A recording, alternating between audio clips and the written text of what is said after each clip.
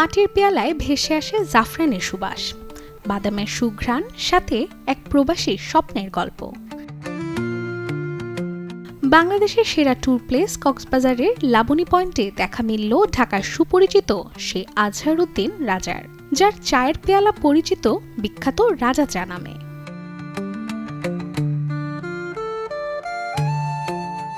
পেছনের গল্পটা হচ্ছে 2018 সাল। বিদেশ ফেরত এক তরুণ, হাতে নেই কোনো পুঁজি, কিন্তু চোখে খেলা করে স্বপ্ন। দুবাইয়ের রাজকীয় চায়ের ফর্মুলা জানা আজহারউদ্দিন রাজা শুধু সাহস নিয়েই শুরু করেন ছোট্ট এক চায়ের দোকান।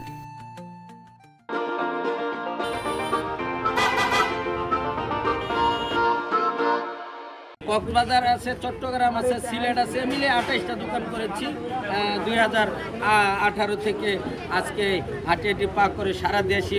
আপনি একদিন যদি কোনো জিনিস ভালো খান, পরের দিনও আপনি সেই দোকানে খুঁজবেন যে আমি সেটা খাবো। ঠিক তেমনি আমিও একসময় 6000 টাকা বেতনের জন্য চাকরি পিছিয়ে করছি, এখন দেখি চাকরি আমার পিছিয়ে করে। সামাজিক যোগাযোগ মাধ্যমে মুহূর্তেই ছড়িয়ে পড়ে রাজা চার গল্প। পর্যটন নগরীতে যখন তিনি শাখা চালু করেন, তখন থেকেই পর্যটকদের কাছে এটি হয়ে ওঠে এক অনিবার্য গন্তব্য। সমুদ্র দর্শনের পর এসে গরম ধোয়া ওঠা চায়ের আড্ডা বসে নিত্যদিন এখানে।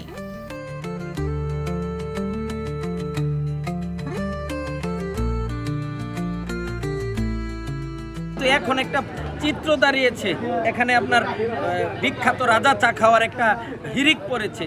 কক্সবাজার আসলেই এই চাটা মানুষ না খেলেই নয়।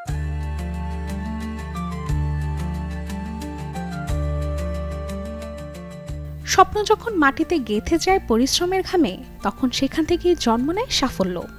তাই তো আজহারউদ্দিন প্রমাণ করেছেন, মন যদি হয় রাজকীয়, তবে মাটির কাপড় ধরা দেয় স্বপ্নের সুবাস। রাশিকা হোসেন, চ্যানেল 24।